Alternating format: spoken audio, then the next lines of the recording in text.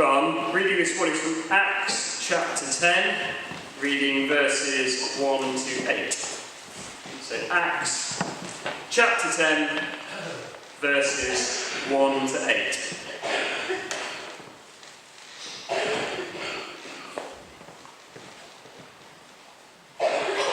At Caesarea there was a man named Cornelius, a centurion in what was known as the Italian regiment. He and all his family were devout and God-fearing.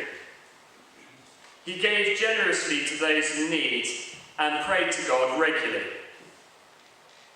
One day, at about 3 in the afternoon, he had a vision. He distinctly saw an angel of God who came to him and said, "Cornelius." Cornelius stared at him in fear. "What is it, Lord?" he asked. The angel answered, "Your prayers and gifts to the poor have come up as a memorial offering before God. Now send men to Joppa to bring back a man named Simon, who is called Peter. He is staying with Simon the tanner, whose house is by the sea." When the angel who spoke to him had gone, Cornelius called 2 of his servants and a devout soldier who was one of his attendants. He told them everything that happened and sent them to Joppa.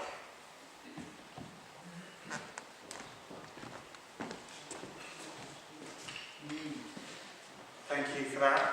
Thank you, Vicky, as well, leading the service and bringing us to this point where we are in God's Word, looking at this together. Let's pray to the Lord, who is the one who's given us this, the author, and the one who's working in our lives to bring his words to a meaningful application for our help, for our benefit, for our blessing, that we may then be tools to help as God sends us to this world to minister to a lost world who are desperately needing Christ. And we come to God's Word with a desire to be changed more into the person that God has called us to be, that our ministry will be more effective, that we be more equipped for that work. So let's pray. Father, thank you that we are able to come to you both in prayer and in your word. And as we consider your word in more depth now, Lord, we ask that you will speak to us. Lord, we sang at the beginning of the service, God speaks, we listen. Lord, we pray that we would be listening, that we would be taking heed of what you say, and that through your Spirit's work in our lives, you would be changing us more into the likeness of Jesus and equipping us to serve you in this world. Amen. Now, there are certain events that have changed the world so much that the world would never be the same again. I think probably we could give a number of wars that have had that effect. They've changed the whole world, haven't they? Maybe particular moments within those wars, such as the bombing of Hiroshima and Nagasaki. The world has never been the same again. Or maybe acts of terrorism, the 9/11 acts of terrorism. The world has never really been the same again. It's changed the world. Many inventions have transformed the world. I mean, the printing press, for example, it changed the world. The invention of the printing press. And I guess you could name all kinds of inventions that have changed the world to never be the same again. And more recently, I guess we will have to say the internet has transformed many things in this world. Revolutions have transformed, including things maybe not revolution in a national sense, but the Reformation as an example. The moment where Martin Luther nailed his 95 Theses to the church door of the castle in Wittenberg. I mean, that's a huge moment. The world was never the same again. I mean, we could maybe include the vote for the UK to leave the EU as a moment when the world would never be the same. Well, certainly the news has not been the same since, has it? Always. Anyway, one day that might change again. But today, we're going to look at the start, at least, of an event that truly is significant in the world changing. And the world never being the same again. You see, the conversion of Cornelius is a huge moment in history. And it's primarily because he is a Gentile, he's a Roman centurion. Now, he's not the first Gentile to become a Christian in the book of Acts. So we've got the example of the Ethiopian eunuch and others. But this is the first time that an apostle deliberately took the gospel to a Gentile. And the gospel growing beyond Israel is one of the most significant things that ever happened. The impact of Christianity has shaped the world that we know. Now, it was always God's plan for the gospel to go beyond Israel and into the whole world. In Acts chapter 1 verse 8, Jesus said, "You will be witnesses in Jerusalem and in all Judea and Samaria and to the ends of the earth." And that statement kind of forms a bit of a structure for the book of Acts. We start off in Jerusalem, and then we get into Judea and Samaria, and then we go towards the ends of the earth. And in the next 3 chapters, well, we're heading towards that section in Acts where the gospel goes to the whole earth. Now, in this series on Acts, we're doing the first 12 chapters, and so that will take us up to that point where we previously looked at Paul and him going off on his missionary journeys as he takes the gospel to the whole world. Well, this is that moment where it's starting to go towards that, where the gospel will be taken to the whole world. And it starts with Cornelius. And our first point this morning is, these are all very catchy points. Well, last Sunday evening, the points were as uncatchy as you can possibly get, I think. But I think there's only 2, so that wasn't too bad. But our first point is Cornelius didn't know Jesus, but his faith is a great example. Cornelius didn't know Jesus, but his faith is a great example. Verses 1 and 2. I wonder, how would people describe your faith? If people were to talk about you, not after you've died, when people will say good, positive things. Honest, I hope, but they will always look for the best. But right now, if someone was to talk about you, hopefully it wouldn't be a negative thing. How would they describe your faith? How would people within the church, within our church family, talk about your faith? Would it be in positive terms? What about friends of yours? Work colleagues, maybe? How would they describe your faith? Would they know much about your faith? I wonder, would they describe you as someone who's devout and God-fearing? That's how Cornelius is described. Look at verse 1. At Caesarea there was a man named Cornelius, a centurion in what was known as the Italian regiment. He and all his family were devout and God-fearing. He gave generously to those in need and prayed to God regularly. That's how he's described. He's devout and God-fearing. And when we say God-fearing, that doesn't mean that he's constantly shaking in fear. It's a recognition that God is bigger and holier than us. It's a recognition of who God is and who we are in comparison. Recognizing that there's a huge gulf in our weakness in God's great power. And Cornelius recognizes that, and he fears the Lord. And one of the striking things about this is that it reflects a real humility in somebody who, as a centurion, had great power. Now here he is in Caesarea. This is a city that was used as the administrative centre of the Roman occupation.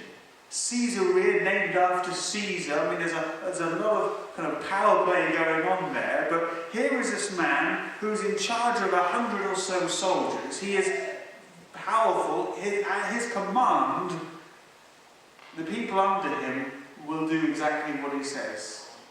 No questions asked. That's a lot of power to have. And yet he, this man of great power, recognised a far, far greater power in God. I wonder if you remember the story in Luke chapter 7 where Jesus also meets a centurion. And this centurion, he's asked Jesus to help him, and he speaks about how he, as a centurion, can command people to do things and it will happen, but he recognises that Jesus has greater power, and whatever he commands will happen. And Jesus sees him and says, I have not found such great faith even in Israel. And here in Cornelius, we have, I think, someone very similar. Someone who has great power themselves, but recognises there's far greater power in the Lord. Greater even than those who have authority over him. And the power of those in authority over Cornelius was considerable. But here we have something in him that's brought him in humility to recognise and acknowledge that God is the one who is the greatest of all. This is evidence of God's grace already at work in him. He didn't yet know Jesus, but God was working in him to give him faith. It wasn't unusual for people within the Roman army to think about the religions of the areas that they were living in. And he probably wasn't, we know he wasn't the only person within the Roman army to have looked towards the God of Israel. But here we see, I think very clearly shown in these pages, that here's a man in whom God was working to give real faith, and yet not quite there yet. And yet what he had, his real faith, was reflected beyond just him into his family. See, it's not just Cornelius who's described as devout and God-fearing. All his family are known as devout and God-fearing. Now, it's one thing to lead 100 soldiers. It's a whole different challenge to lead a family well. That shows quite some different character. And yet I think what was key to Cornelius leading his family in this way was that he had a genuine faith, and what we are really like truly does rub off on our children and the people who are around us. Doesn't always, there's no guarantee. But I asked the question, what do people think of your faith, or how would they describe your faith? Well, how would your family describe your faith? How would your parents, or your spouse, or your children, how would they describe your faith? Because they know the real you probably better than most people.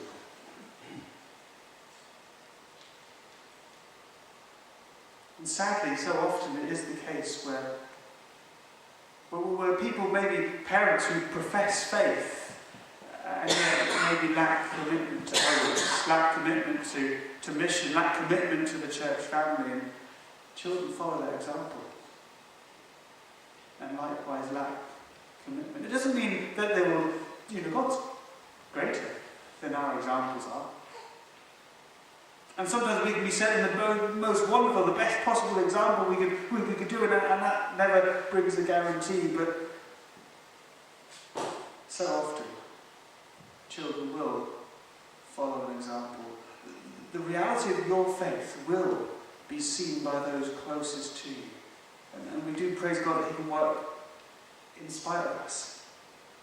But our faith will make an impression. And one of the most important things you can do to be a loving husband, or to be a loving wife, one of the most important things you can do to be a loving father or a loving mother, or a loving son or a loving daughter, a loving grandparent or grandchild. One of the most important things you can do to love these people in your lives is to work on your own faith and your own walk with with God. That the evidence of God's grace in your life might be seen by them. Husbands, love your wives by being committed to your walk with Christ and being shaped by Him. Wives, love your husbands by seeking to grow in Christ and reflect Him in your life. May your devotion to the Lord and respect of His power and authority, may that make a difference to those who know and love you the most. That you would be seen by those closest and others as someone who is devout and fearing the Lord, as Cornelius is. So Cornelius didn't know Jesus, but his faith is a great example. Secondly, though, Cornelius didn't know Jesus, but his works are a great example. Verses 2 to 4, Cornelius didn't know Jesus, but his works are a great example. In verse 2, halfway through, we read that he gave generously to those in need and prayed to God regularly. There are two brilliant attributes we see about him here. But as we read on, we see that these attributes of Cornelius are applauded by God. One day, at about 3 in the afternoon, and this is a time when people would pray, so it's quite possible that he was praying at this time. In the afternoon, he had a vision.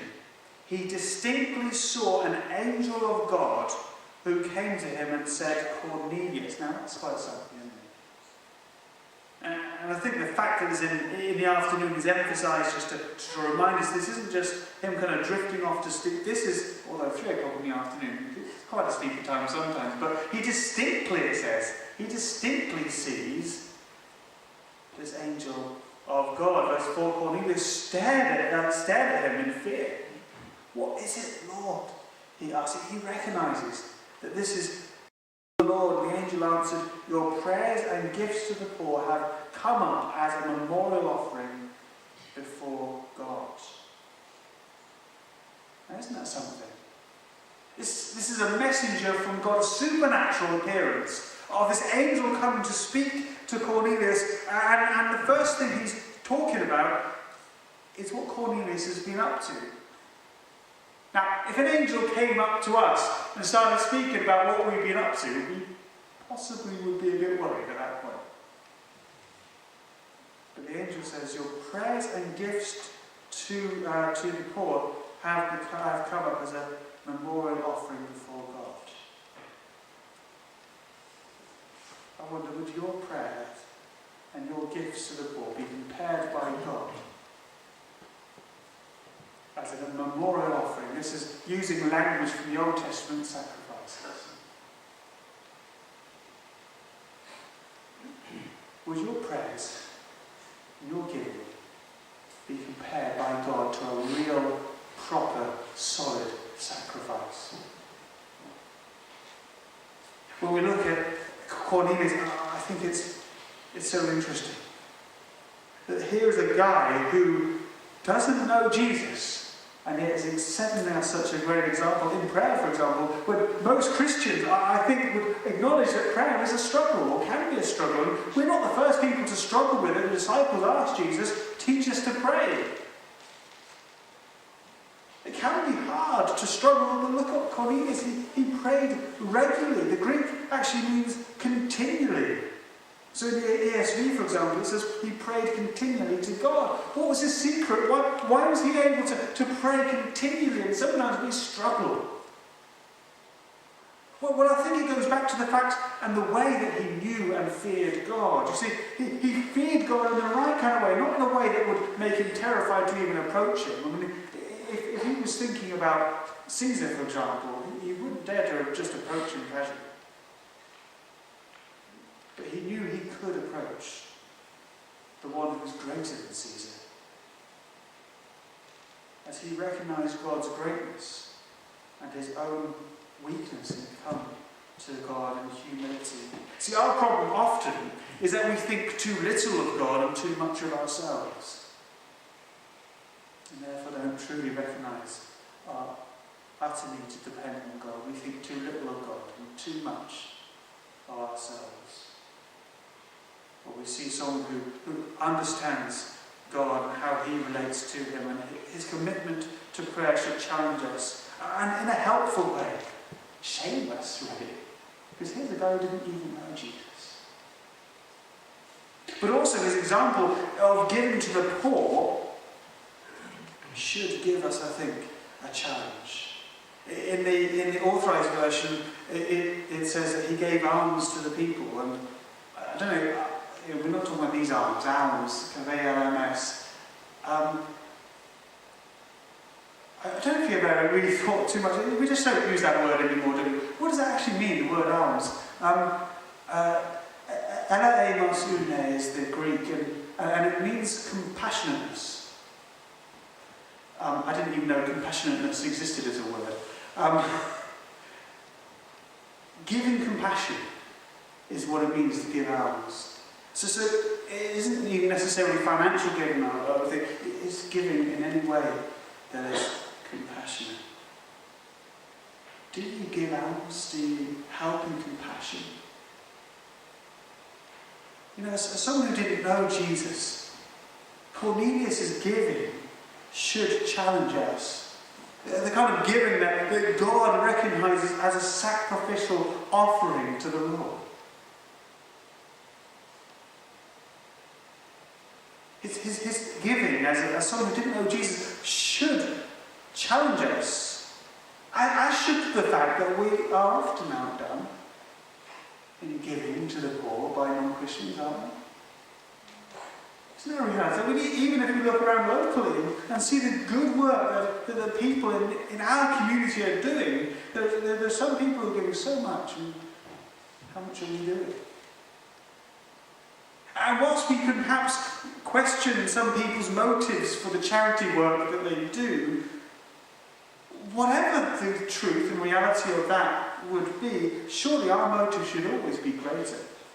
Because we have an example of Christ who gave his everything for us. And of course, because we know Jesus, we know that the thing that is needed most of all, and we can see in our community, that there's a huge, huge, huge need for people to know Jesus. We should act in compassion by sharing Jesus, but we should also act in compassion in helping people in other ways. And of course, when we act in compassion in any way, we should always want to point people to Jesus, because that is the greatest thing that they need. And yet that shouldn't be our only motive. When we see people in trouble, it should trouble us.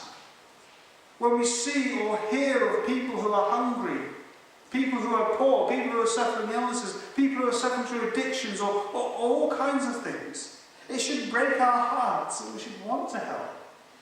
We should not want continuation of suffering, whether we're talking about internationally or on our doorsteps here in this community.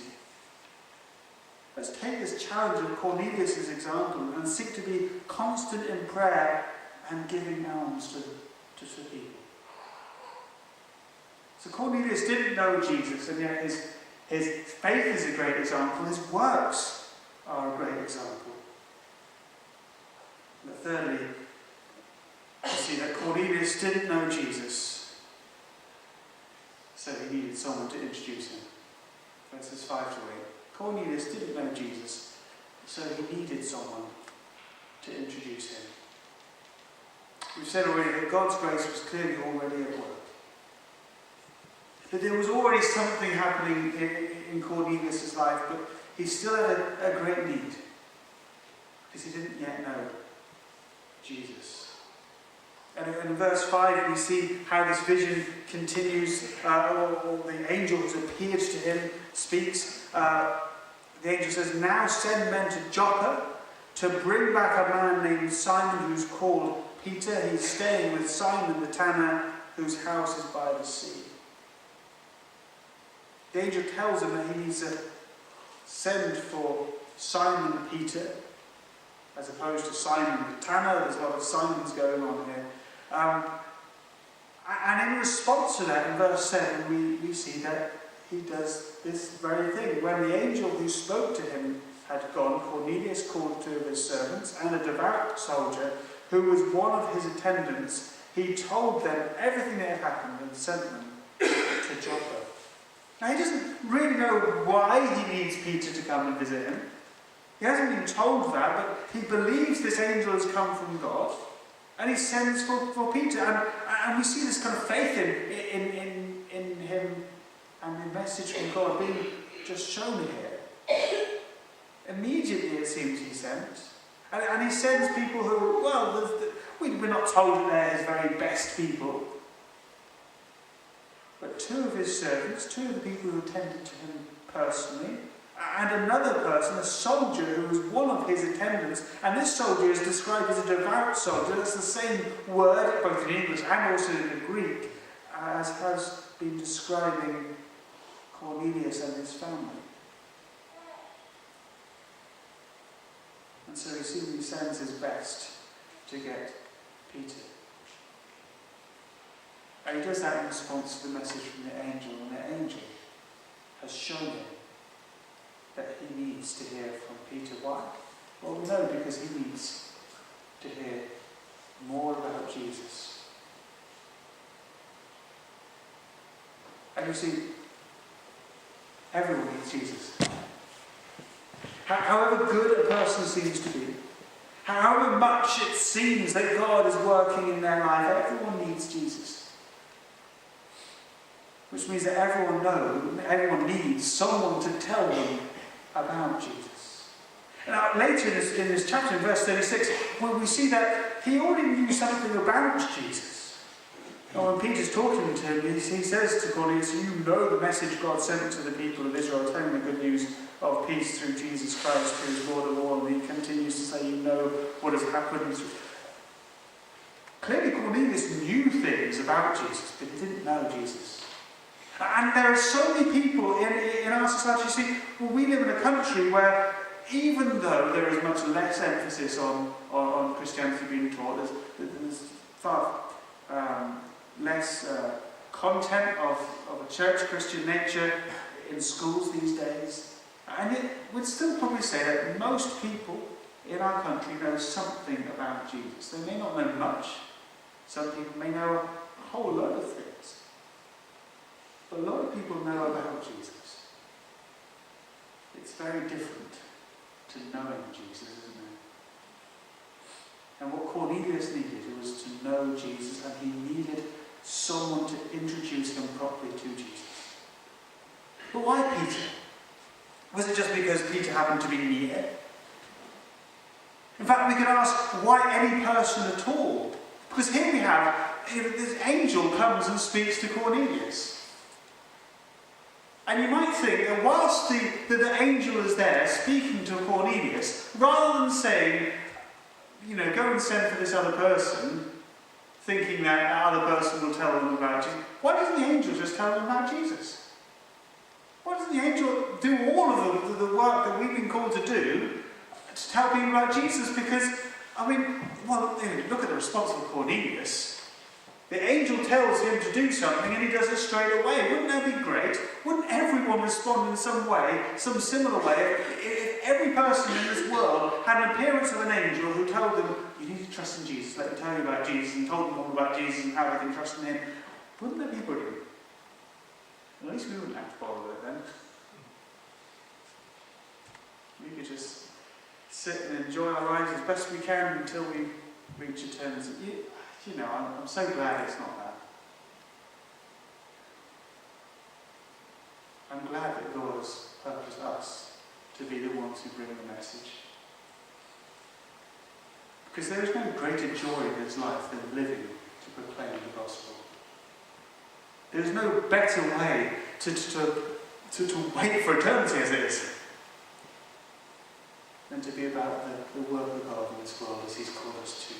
Why didn't God just used the angel to tell Cornelius about Jesus? Because his purpose is never to use the angels in that way, but to use people who themselves have known the saving grace of God, to share the truth and passion by the reality of the change it gives us both now and eternally. God's plan does not involve angels but us. even though we do it so badly sometimes. And yet by using the weakness of us, he highlights his enormous strength. And Peter, I mean, if there's ever an example of someone who is incredibly weak in many ways and yet is used greatly by God, it's Peter, isn't he? I mean, Peter's the apostle that we can probably relate to most of us, I'm sure. You know, he always puts his foot in it, doesn't he? He always says the wrong thing and comes up. I mean, you know, he's hopeless. If it was me or you and we're taking who we're going to give responsibility to, I'm not sure that we'd pick Peter, and yet Jesus keeps picking him, and he becomes this sort of lead apostle. And here is this man who's leading the apostles and leading us in this example of speaking to all people. Here is Peter about to enter the scene and cross cultural boundaries. And we've been called to follow that example of Peter, to declare the good news to everyone. We are to follow the example of not distinguishing between different types of people in terms of who we are to share the gospel with. We are called to share it with all.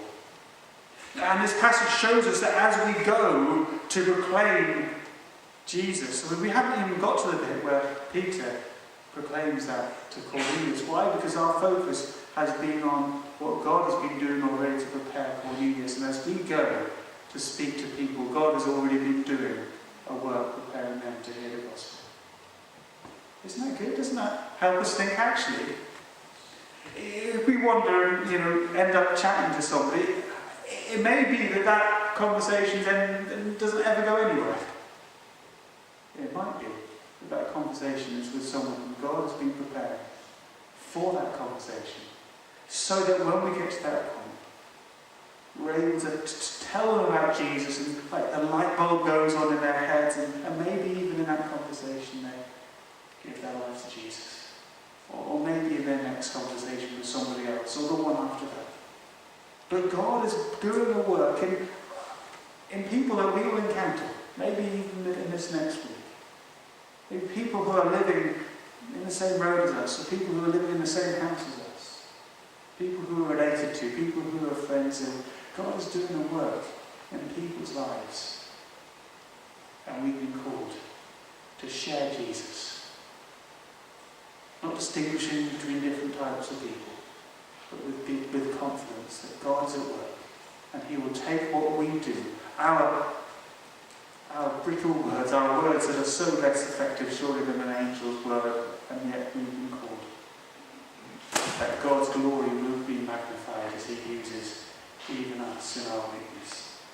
So let's go with that confidence that God is at work for his glory. Let's pray. Oh, Father, thank you that you show us in Cornelius an example, Lord, of faith in God, Lord, that we ask that we would be seen by each other in our church family, by those that we know, friends with that we work with, and those who are very close to us in our family. Lord, may people know us as being devoted to you, and as having a proper view of you, having a fear of the Lord. May people see that in us, not just because we've tried to make it look that way, but because it is real.